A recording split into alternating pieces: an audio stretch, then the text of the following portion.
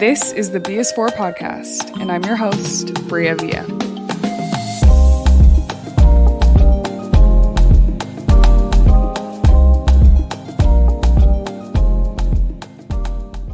Hey y'all, welcome back to the BS4 podcast. I'm your host, Bria Villa, and I can't even say I'm excited. I'm elated. I am over the moon. I am so happy about this podcast guest because this is the person who actually pushed me to start this podcast. And this woman is an inspiration to me. She's someone that I knew about before even meeting her. And she is a light in my life. She's become a true friend of mine and someone that I admire in every aspect in which she, every space that she walks into, I admire who she is in those spaces. She's an inspiration to so many women. She's an actress. She's a comedian. She's a podcaster. She's an entrepreneur. She's a hustler. She's a boss. And I am so excited to introduce none other than the, emphasis on the, B Simone. That was such a good intro, friend. Was it? What? I gotta start taking you with me places. We were like, what's your name? Who are you? I'm gonna be like, Bria got it. Let me pass it to her. Oh, thank you. Is there anything you would add to that? No, not at all. That's what I do. And I'm that girl. That girl. She is that girl, for real. I'm so excited to have her because we're gonna talk about a few things. Yeah, today. I'm excited. This topic is actually really important to me because I've spent the last 4 years of. And hold on, What? I know this is your show, but can I just bring it back around to the fact that give you your flowers? You really did it. I really did it. Like, what? You really just started a podcast. Yeah. Like, you did it. You took the leap of faith and you did it. You pushed me. I know, but you did it. You have to choose. Yeah, true. Like, God pushes us every day. People push us every day. Things, signs, all the things, but we still have to choose. Yep, sure to, do. you did it. I'm proud of you. This is so cool. Thank you. Yeah, right? We're podcasters. We are. I'm like, and it's wild because we were just sitting here and I was like, in March, we were sitting on a couch together and she looks at me and she's like, after having a 4-hour conversation, she looks at me and she's like, Bria, I think you need to start a podcast. Yep. And I looked at her, I said, girl, don't play with me. I think that's literally the first thing. He's like, stop. I was like, don't even say that. And she was like, no, I really think you need to. I'm like, yeah, because everybody don't need a mic. We know that. But people with purpose behind their voice and passion and just information and your experiences and your outlook on life, I think it's so positive and it's something to offer the world. So I was like, yeah, your voice is like bomb. No, I mean, I'm very thankful that you saw it in me, but I also think your words hold so much more weight to me just because of who you are, what you've overcome, and how you've continued to show up. Thank you. I've had people in my life plant the seed of you should start a podcast. Like some of my best friends have been telling me this for years, but I think your voice really pushed it over the edge of if someone who is this successful, someone that I admire, someone who's done this and done it well and done it in a way that I appreciate, because I don't like all podcasts. For sure. So you saying it with all that being said, really held a deeper weight to me. Aww. So on that note, the B is for B Mother effing Simone. Oh I'm like, who's Solange? Who's that? Sylvester Stallone. Okay, Rocky, please, we're done. We are done. Okay, we gotta edit that out. No, we don't. Stop. I wanted to really say the F word, so I was thinking more about the F word. Try not to cuss. I get it. Yeah, B Simone. The B is for B Simone. But the B is also for boss. Boss. Because you are a damn boss. Am girl. I? Yes, so are. So are. Thank you. And I feel like there's not enough of an emphasis on the glass ceilings that you've broken. And so I really want to spend time talking about that today, because for those of y'all who don't know, the last 4 years I've spent doing DEI consulting. So literally what I look at is industries and who the majority is in the industry and who the minority is in the industry and what barriers the minorities face in order to advance and excel in their careers. Okay. So I look at the barriers that women face in certain industries, the barriers that people of color face, the barriers of people with disabilities, the barriers of people in the LGBTQ community, you name it. Okay. And so I've studied this, learned this, and taught about this for the last 4 years. And that's why this topic is so important to me, is because you are a woman in an industry that is not only historically pretty much always been men. Yep. But also at this day and age is still very dominated by men. Being a comedian, stand-up comedy is 90% men. Nuts. Stand-up comedy is such a male-dominated industry, and it is so hard to be successful as a stand-up comedian.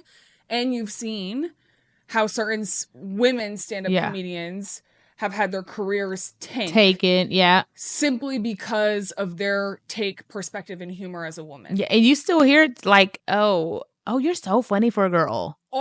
Or like, it's like, and that is the most, it's like, you're so, dang, I usually don't laugh at girls, but you're funny. Or like, I'm like, okay. How often do you feel like you hear that? A lot, but I take it more as a positive. I'm like, I do. I don't get offended. I'm not easily offended though. Like a lot doesn't bother me. And that's a good and a bad thing. Cause it's like, you let too much roll off. Like you let people treat you like shit. Excuse me, like working on my cousin. But letting people, so there's a balance. But hearing that, I'm like, okay, I'm funny. Like it's almost like, and I'm going back to validation, like seeking the validation. It's like, oh, you validated me. Even though it was a backhand compliment and underlying like, oh, you're funny for a woman, it was still validation for me. Yeah. So it's hearing that you're funny. It's hearing that I'm funny. And that you're doing well in your lane. But I hear it a lot though. I'm sure. Yeah. I'm sure. With being in comedy. But then in addition, just the entertainment industry in general. I have some stats. Yeah. I'm going to pull them up. Because I think it's very, very, very interesting. Wow. So, film industry. Okay. Only 18, and you love directing. Love directing. Like that's like my next thing. She like thrives in directing. So like I the love last it. thing that we did for the LTTA app. Yeah.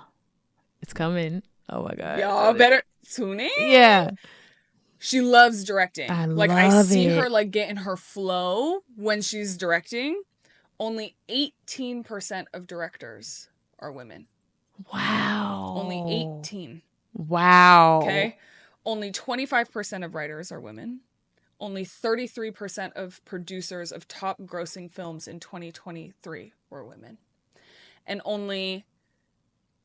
women-owned companies only get 2% of venture capital funding out of all the money spent on investments in new businesses. That's nuts. So you being a woman entrepreneur, the odds are already against me. The odds are already only 2% of venture capital funding. Wow. Do you know how much goes into venture capital funding? Wow. Billions. Wow. So 2% is like in the millions space. So it is already hard. That is nuts. When the industry exists the way that it does. Yeah. And then there was another stat. Women in the entertainment industry, 64% of them report having higher levels of gender bias and sexual harassment. I'm sure. 84% of them say that they're treated differently because of their gender. Wow. 84%. So think of that small number. Wow. Let's say like only the 33% that are in production. The vast majority of them say that they're treated differently because of their gender. Wow. Which is wild. Representation in stand-up, women are still underrepresented in live comedy, with men dominating lineup at major venues. And oftentimes, men have to be the headliner in order for a woman to be on the show. Nuts. Wild. So, nuts. Knowing that there's statistics behind this. This ain't just hearsay that we're talking about. This is real. I didn't even know all of that. It's already hard to start any business, to be successful in anything. Yeah. But then add on top of that, you're starting the race further behind. Yeah. The starting line is further back. How do you feel like you've navigated being in comedy, being an entrepreneur, being a mogul with your own authentic voice? And do you feel like you have to navigate differently? You know what? I would say that the rooms I walk in, I take pride in feeling like I'm an asset in those rooms. Period. So, like, even with my comedy, as you're talking, I'm going back. I'm thinking so I can answer this question. Like, has there been a moment where I felt like this? Or has there been a moment where I feel like I didn't get that job because I'm a woman? Or has there been, if it has happened, I will say it hasn't happened in my face. Okay. So I haven't felt it. I haven't felt it as much. But also, there was a time where I'm like, I'm viral. I'm popping. I'm the it girl on the internet. So it was like, yeah, come over here, B Simone. Yeah. It wasn't. Because you're objectively funny. Because you're objectively It's not subjective. Funny. You're objectively funny. And I'm sure there's been, I'm sure. And I'm going back to like a few moments that I've been on stage with people that don't feel like I need to be there. And I wouldn't just say because I'm a woman, just, oh, she's not funny, or she's an Instagram girl.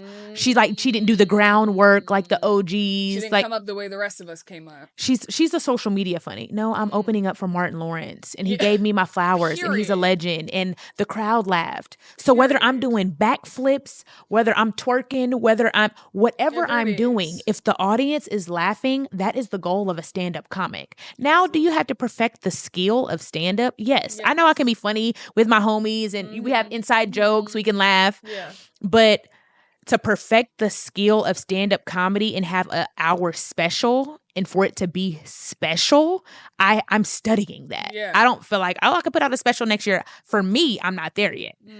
So like there is stuff I have to study to get to where I want to be, but I feel like I'm an asset. I feel like I show up as my true authentic self, and I'm learning to give myself my flowers more and say it out loud, but my vulnerability is my superpower. Like, however I feel, like even when you were on my pod and we had that moment and I was like, no, like I'm saying this on camera. Yeah. Like I'm not going to say it all on camera, but I'm going to let them know there's an issue. I'm not going to wipe my tears and be like, welcome back to the Let's Try This Again podcast. No. My vulnerability is my superpower. So any room I'm in, being my authentic self and being vulnerable, I think people gravitate towards that. And it's allowed me to flourish in these spaces. Absolutely. Yeah. Absolutely. And I can see it and I can feel it. Yeah. And I think that's also a part of entertainment. Yep. Is the entertainment industry. And I haven't necessarily been in it, but I've seen it, especially living in LA. Like, you just see a lot. A lot. Yeah. And I've seen how people show up. Yeah. I've seen their heart posture. Yeah. I've seen the facades, the motives. Yes, 100%. It's sick. For sure. And on the opposite side of that, I'm not gonna ever say 100%. No, every single day of my life, I have walked into a room and been off. I'm not gonna say that. Yeah. 99% of the time, though, I don't feel like I have to conform to who's in the room. If I walk into a room with Jay-Z and it's somebody different or Beyonce, I might fan out over Beyonce. I've never seen her in person. But B is for Beyonce. I'm probably still going to be like, I love you, bitch. Yeah. Like, I'm going to freak out and be weird. And I'm not going to be like, hi, like, oh, I'm such a fan. I'm not going to change who I am to my core. Like, they're going to see the goofy B Simone in one way, shape, or form. Sure. Is there a time and a place for everything? Yes. But I feel like I show up as my true authentic self, whether I'm at church, whether I'm at the house, it might be scaled down a little bit at church, but they going to laugh at church too. You know what I mean? So I think that's my superpower, and it's allowed me to excel in these spaces, and it's allowed me to get to where I'm at. Can I say something? Yeah. Your vulnerability is a strength. Yeah. Oftentimes, men are not vulnerable to the level that you are. Yeah. So it's a strength. Yeah. Because it's also the personification of your womanhood. Yeah, that's good. It's very rare that you see comedians or TV personalities, especially if they're men, be as vulnerable as you've been. True. And I think, not saying that men can't be vulnerable, so please do not cancel. Yeah, don't. Okay? Yeah, don't start there. For the love of God, she didn't say that. Some cool men sitting behind these cameras right now. They've been vulnerable with me. I like them. Yeah, we good. Okay. Yeah. But I will say that oftentimes, and this is society. This is like, and I'm sure the men would agree with this. That whole toxic masculinity. Don't show that you're weak, etc., etc. a lot of that has been ingrained in how we expect people to show up. And I think if a man is being soft and vulnerable, he's weak. Mm-hmm.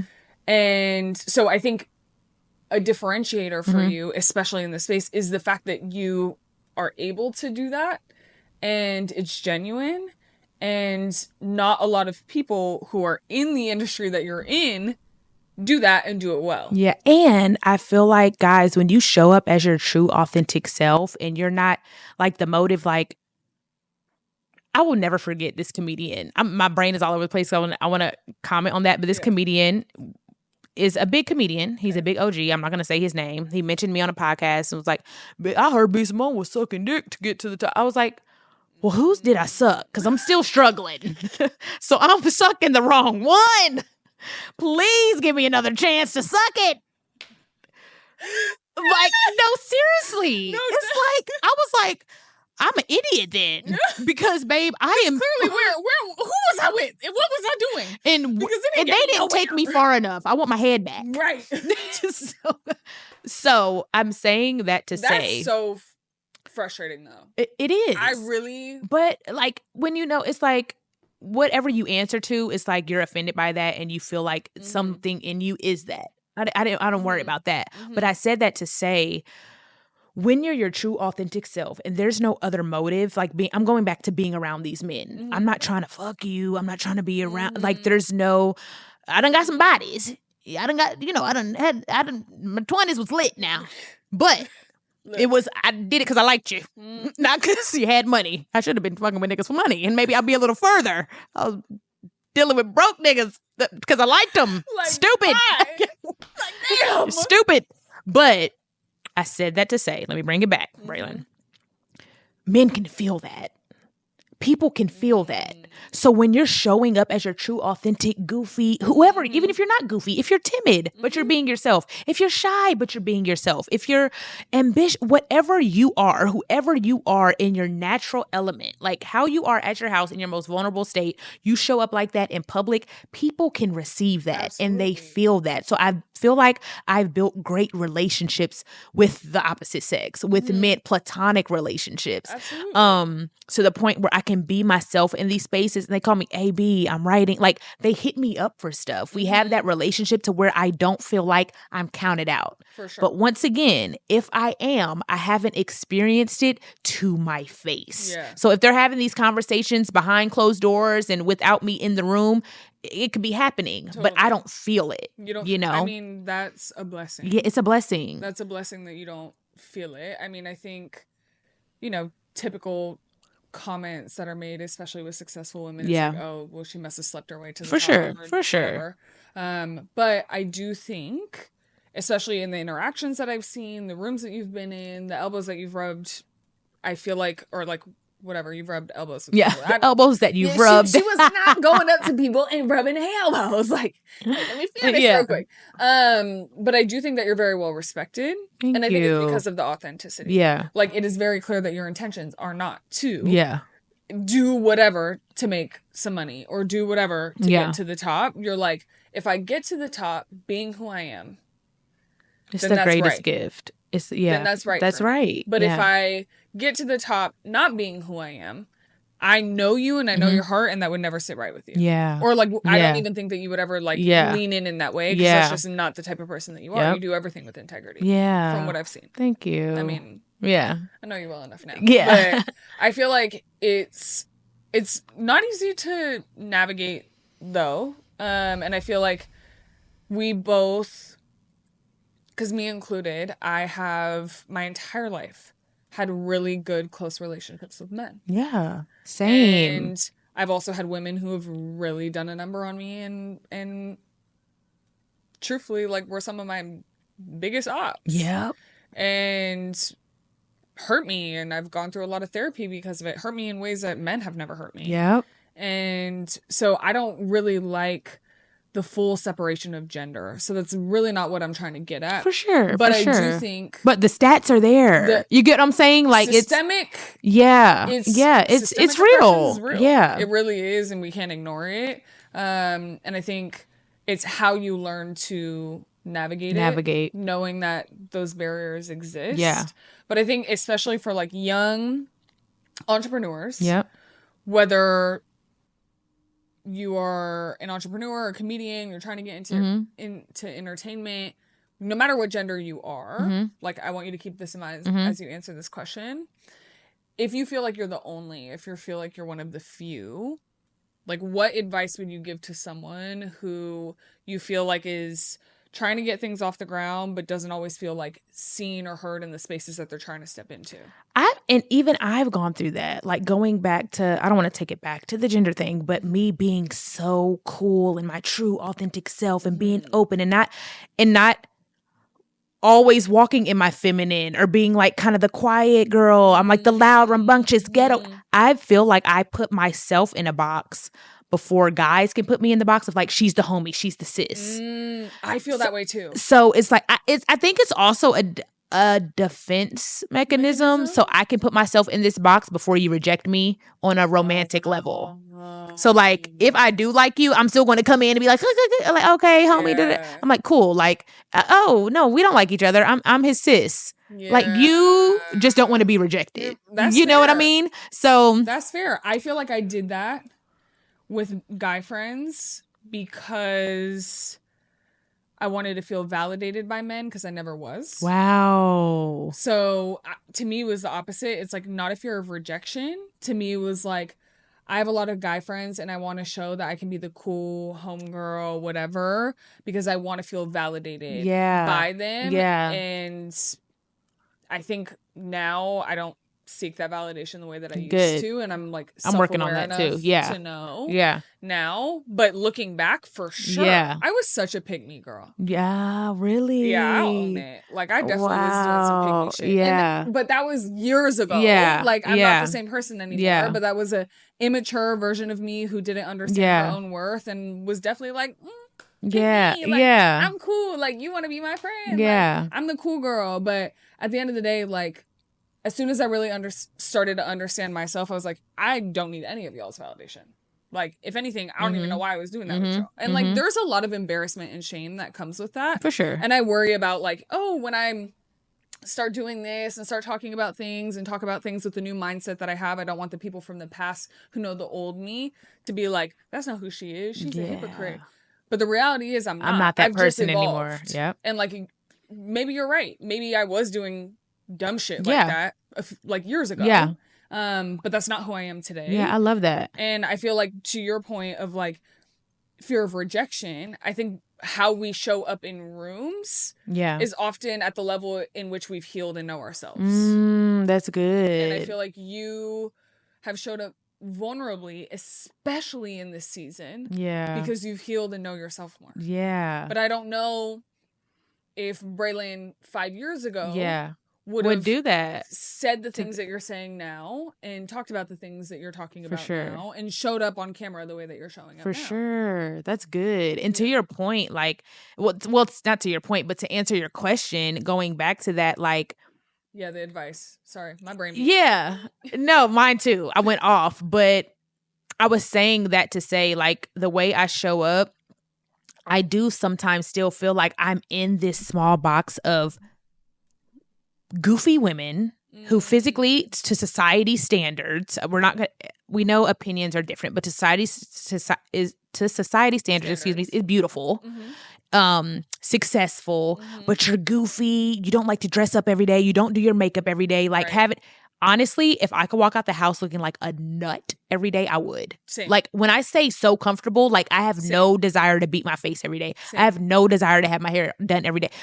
Granted, when I do have those days and it does happen, cool, I feel sexy, I feel good. But is that naturally my go-to as a woman? No. So I look at these other women that are like, I'm like, dang, like, she's always well put together. Her makeup, her hair, her nails, she has the outfits. She's doing a get ready with me. Like, she's in a relationship. Like, is that what guys like? Is that what, so to answer the question, it's not me though. Even if I tried to do it, and I've had moments where I have tried. I'm like, this week I'm doing my makeup. Yeah. Every day I'm gonna do my makeup. I'm gonna take pictures. I'm gonna get ready. I'm miserable because it's not authentic to who Braylon truly is. So be yourself, you guys. That's the only way to show up and make it work. When you feel like you're an outcast, or I can say I have felt in my life or my career, or like in an outcast like bubble. Like, okay, I'm the goofy girl. Yeah. Like, I'm not the sex kitten. I'm not the like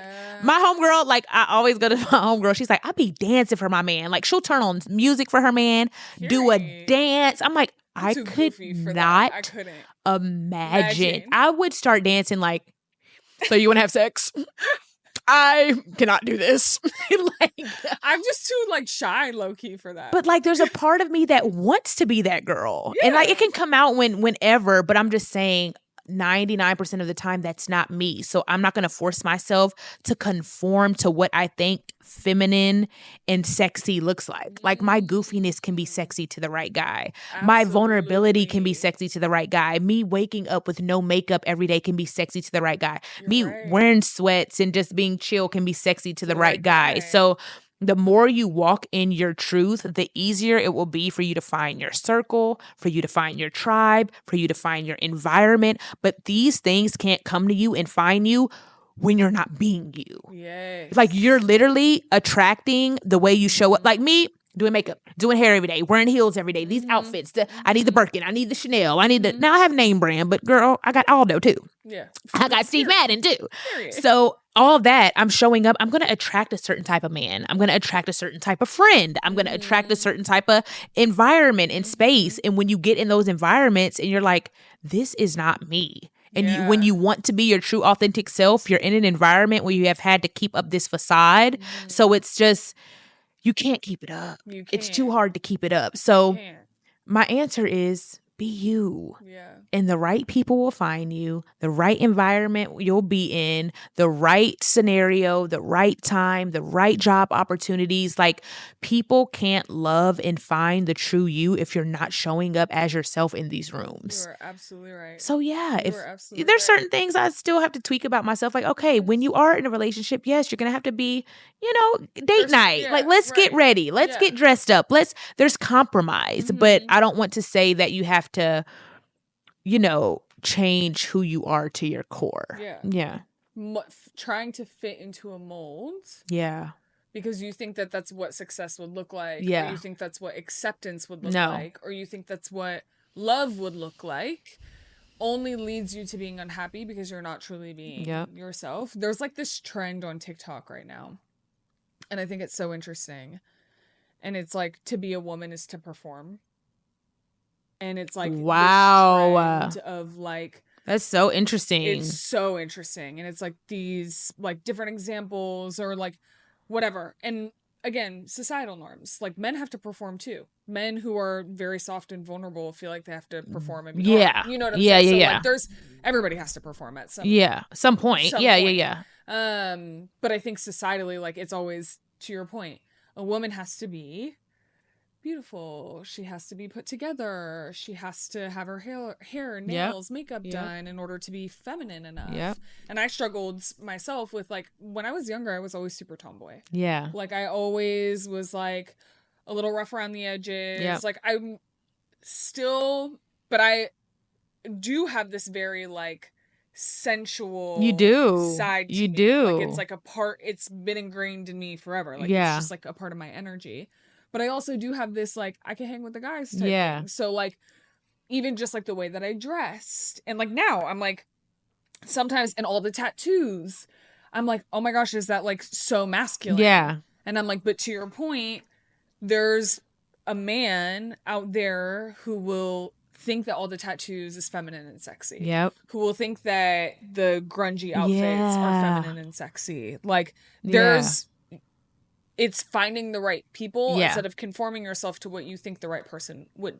That's so good. That's so good. You're really, really good at that. Yeah. And I feel like even in friendship with you, it's allowed me to like see myself in my authenticity. Yeah. And like lean into it. I love that. Now even doing this, I'm like, there's things that I just thought that I would never say, never do, never talk about.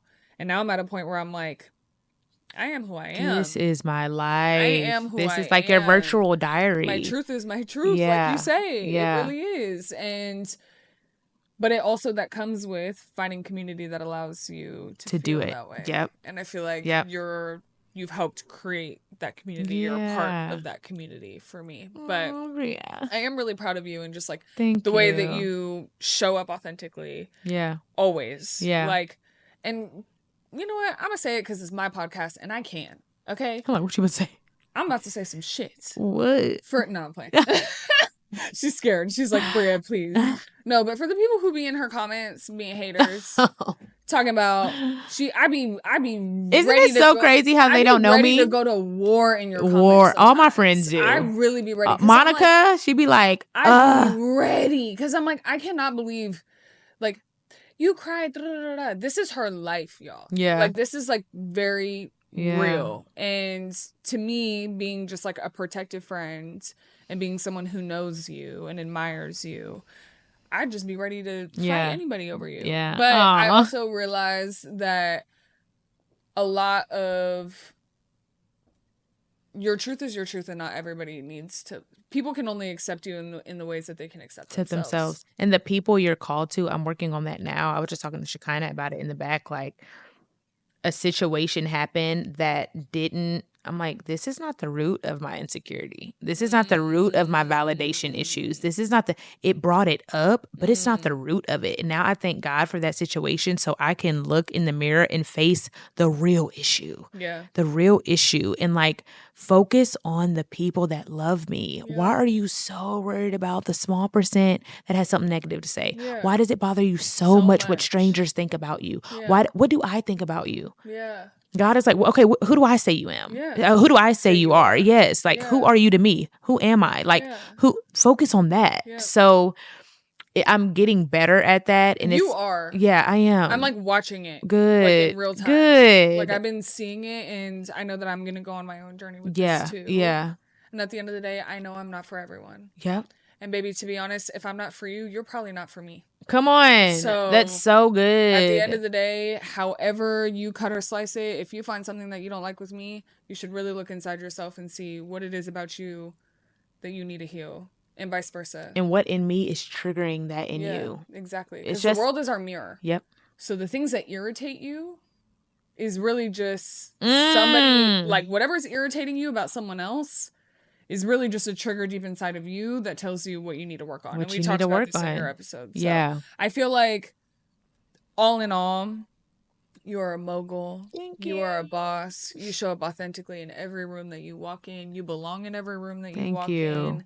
You've motivated me. You've motivated so many people. I'm so thankful to even like have you in my life and experience you, all cameras and stuff aside. Yeah. And I do think that it is commendable the way that you've built a career hosting at BET, opening for Martin Lawrence. My God. Like, you are that girl. You are that girl in an industry where all the odds are stacked against you. Wow. Where all the odds are stacked against you. To be a Black woman in entertainment. Nuts. Braylon. I know. Like, you need your roses for really, truly, and y'all don't understand how hard this woman works. Like, I watch it. I'm like, I don't even understand how your head is on your shoulders. Wow. Right now because you just be all the time, zooming. I love it so much. But you love it. It's right for you. Yeah. It's authentic to you. It's authentic. And so I just want to give you your flowers and say, baby. The obstacles that you've overcome to get to where you are are absolutely commendable. And I'm so proud of you for doing it. And I'm excited for this next season in your life because I really think it's going to be your best yet. And I'm excited for you to just like continue to take over the industries that you're in because you're already getting you're hitting your stride. Yeah. I see it and I feel it. And I know that God has really good things aligned for you on the other side of this. So I just wanted to tell you that and let everyone know that the B is for B Simone. The B is for boss. Because that is who she is.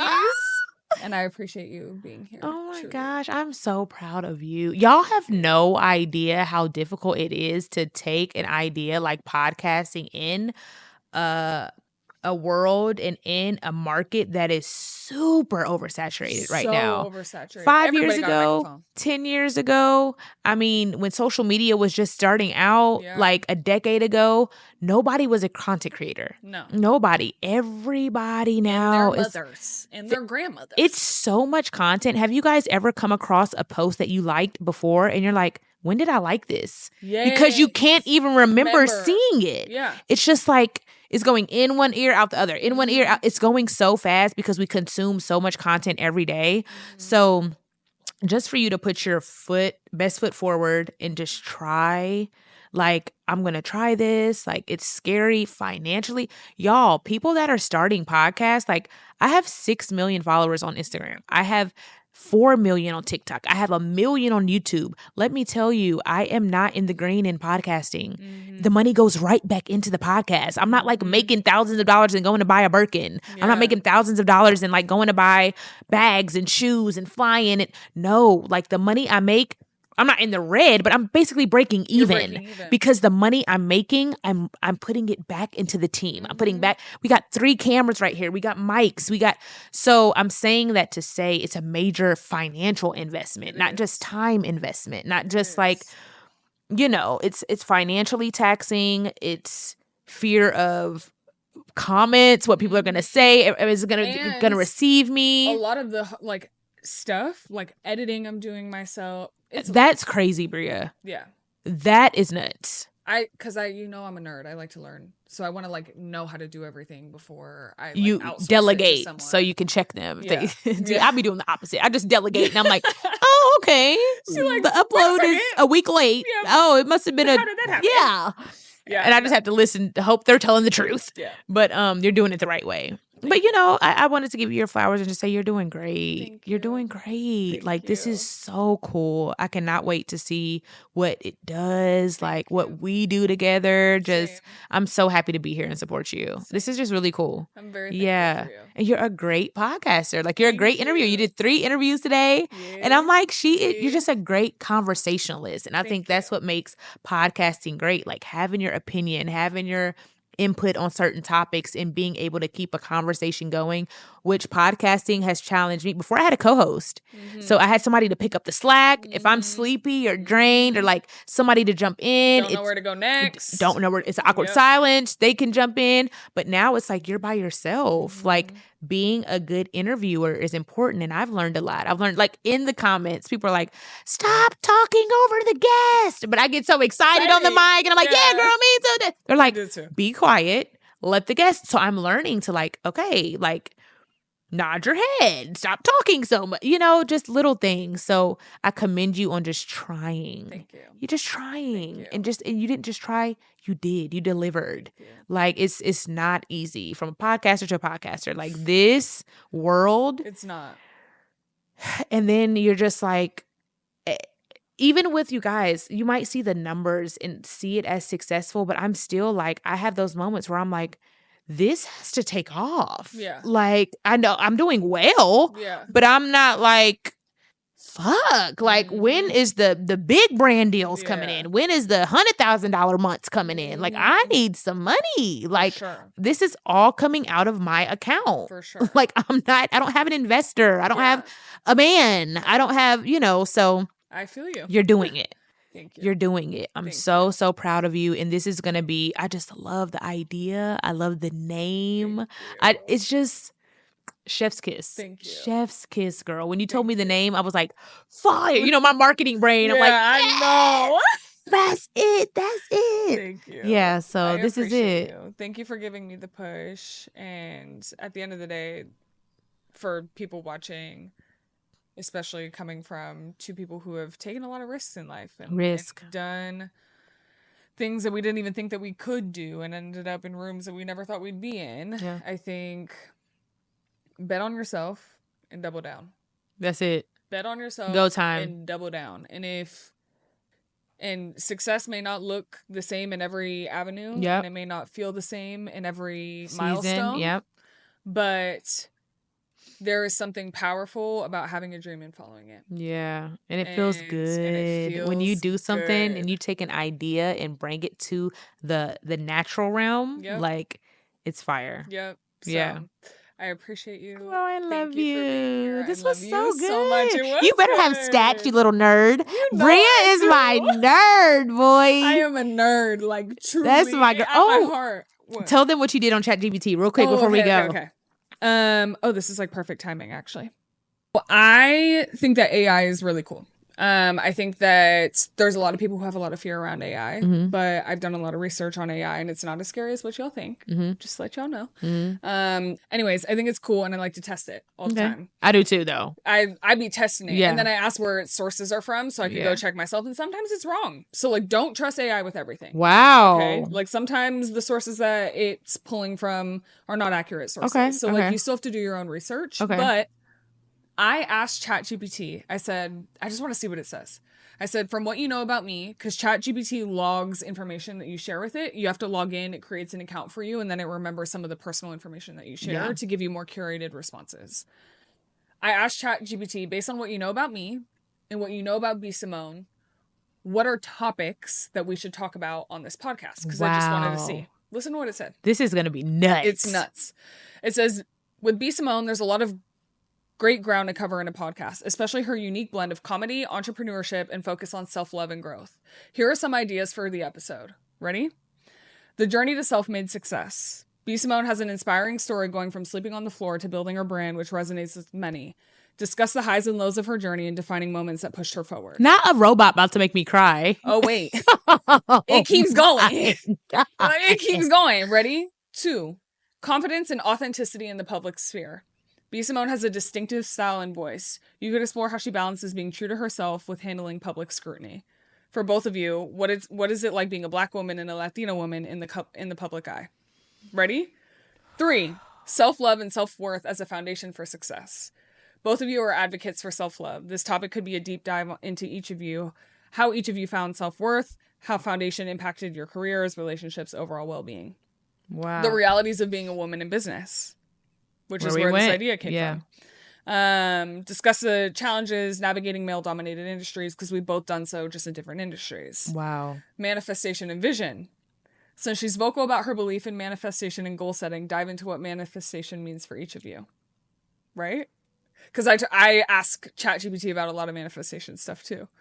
Empowering women and building community. What? You both have dedicated efforts to empowering women. Talk about what you're doing to make an impact, ways to lift women up, and what's essential to create supportive spaces. How? Where did ChatGPT get all this information? Isn't that nuts? What? Nuts. And it's talking about me like it knows me. Like her vulnerability and her love for women. Like, what? And then your comedy. And then it said, here would be a funny idea that you can do. Manifestation gone wrong. Have a laugh. Have a laugh about sharing funny or wild times where manifestation didn't go as planned. No, that's real. I'm like, we could talk about that another time. If y'all want to see that, let me know. Let us know. Got some good stories around that. Like, I manifested a boyfriend. He was nuts. And he was absolutely a lunatic. Yeah. And I manifested success.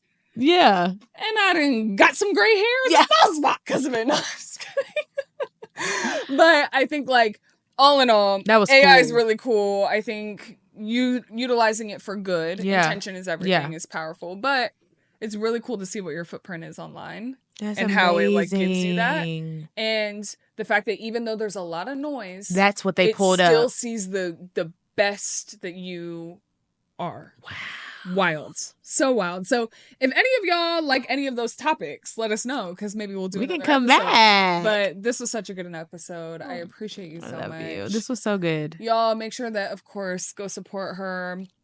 Go follow the LTTA app. Yes. Go follow Let's Try This Again, her podcast. Yes. I've been on an episode before. Maybe I'll be on an episode so again good. someday. Yes, you got to come back.